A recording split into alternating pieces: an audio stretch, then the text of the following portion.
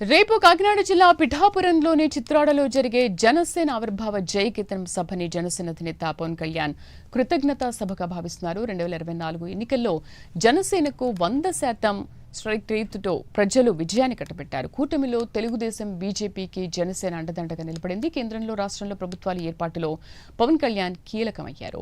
ఇదంతా సాధించడానికి రాష్ట్ర ప్రజలు తనకు మద్దతుగా నిలవడమే కారణమని పవన్ కళ్యాణ్ చెబుతున్నారు. దీనికి కృతజ్ఞతా సభగా జయకేతనం సభ కొనసాగుతుందని జనసేన నాయకులు భావిస్తున్నారు.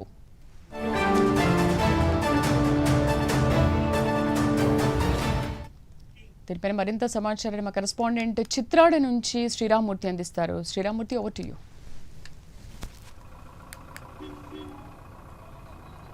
శ్రీదేవి, మనం పిఠాపురం నియోజకవర్గంలోని చిత్రాడలో ఉన్నాం. చిత్రాడలో రేపు జరగబోయే జనసేన 12వ ఆవిర్భావ జయకేతనం సభకి మొత్తం ఏర్పాట్లన్నీ పూర్తయి సర్వం సన్నద్ధమైంది.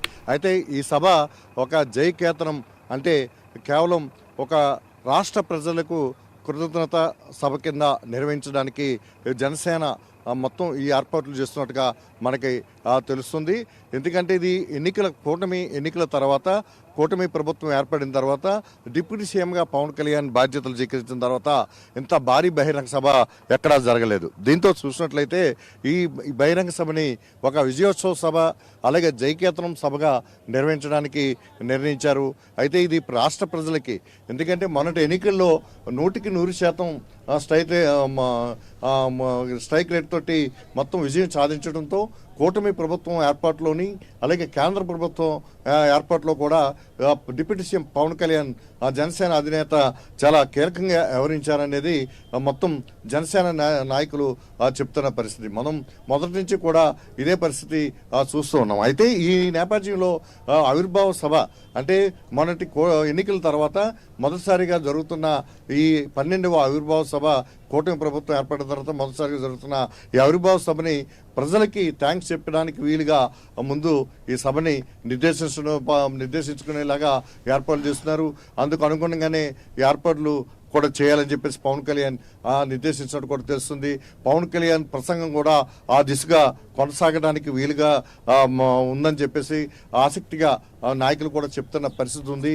అయితే ఇది మొత్తం కూటమి జనసేన పార్టీ పోటీ చేసిన 21 స్థానాల్లోని అసెంబ్లీ స్థానాల్లోని 21 అసెంబ్లీలు గెలుచుకోవడం, అలాగే 2 పార్లమెంట్ స్థానాల్లోని విజయం సాధించడం, అలాగే సాధించిన చోటల అత్యధిక మెజార్టీతోటి ప్రజలు ఏదైతే కూటమి తరపున పవన్ కళ్యాణ్ ఏదైతే హామీ ఇచ్చారో, పవన్ కళ్యాణ్ మాట మీద కూటమి రాష్ట్ర ప్రజలంతా కూడా కూటమిని గెలిపించడానికి పెద్ద ఎత్తున అండగా మద్దతుగా నిలబడ్డారు.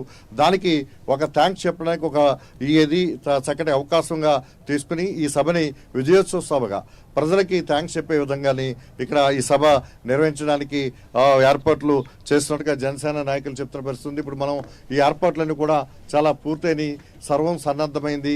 ఒక రోజు ముందుగానే మొత్తం ఆడియో వీడియోకి విజువల్స్ సంబంధించి కానీ, అలాగే బ్యారిగేడ్లకు సంబంధించి కానీ, అయితే స్టేజ్ వేదిక కానీ మొత్తం అంతా కూడా పూర్తి స్థాయిలో ఏర్పాట్లు పూర్తి చేశారు.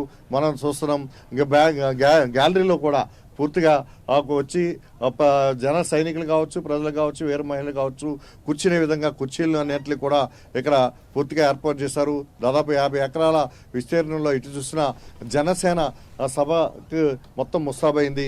పిఠాపురం అంతా కూడా అంటే పవన్ కళ్యాణ్ ప్రాతినిధ్యం ఇస్తున్న పిఠాపురం ప్రజలు చాలా భారీ మెజార్టీతోటి పవన్ కళ్యాణ్కి ఇక్కడ పట్టం కట్టారు. అదే విధంగా ఇక్కడ అభివృద్ధి కూడా అదే విధంగా పరుగులు పెడుతున్న పరిస్థితి ఉంది.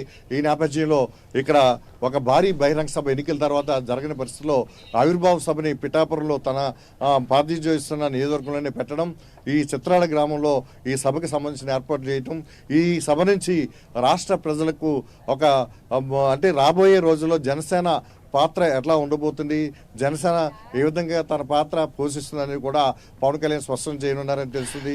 ఈ వేదిక మీద చూసినట్లయితే భారీగా వేదిక ఏర్పాటు చేసిన పరిస్థితి. ఇక్కడ 250 మంది ఇక్కడ ఒకే వేదిక మీద కూర్చునే విధంగా ఇక్కడ ఏర్పాట్లు చేశారు. రేపు సాయంకాలం 4 గంటలకి ఇక్కడికి పవన్ కళ్యాణ్ ఇదే వేదిక వెనుకున్న హెలిప్యాడ్కి చేరుకునే పరిస్థితి. మొత్తానికైతే జయకేతనం సభకి ఇక్కడ సర్వం సిద్ధమైందని చెప్పొచ్చు. Sridevi. Right Sriramamurthy, thank you.